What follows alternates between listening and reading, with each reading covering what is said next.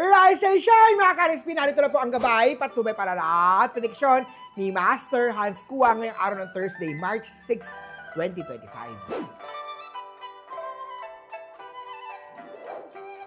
Para sa mga pinanganak ng Year of the Rat, madaming pagsubok ang mga may walang plano. Kaya naman be open to compromise. Purple at 4 ang swerte kay Year of the Rat.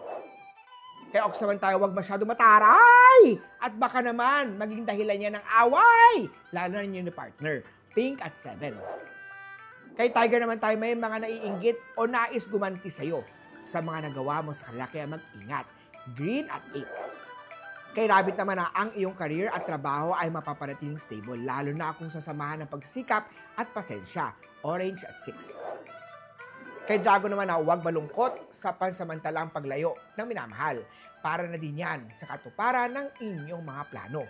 Red at 9. Kay Snake naman ang kakaroon ng disagreement with your partner. May konting pagsubok pero hindi naman ito makakapapekto sa magandang samahan. Yellow at 3. Ito naman kay Year of the Horsey. Kung pakiramdam mo ay nainiisahan ka na, let them be at huwag ipagsiksikan ang sarili.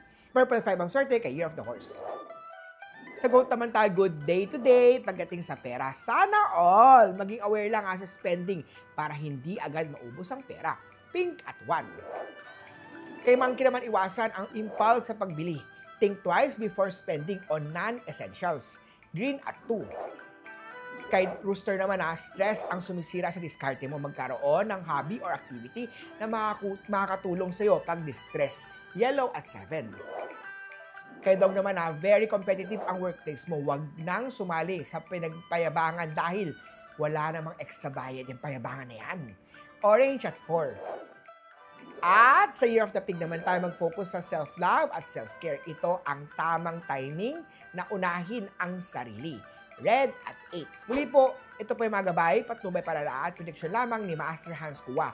Nasa inyong mga kamay, nasa lalay ang inyong tagumpay. Kaya always be positive at i-claim ang mga swerte, mga ka-RSP.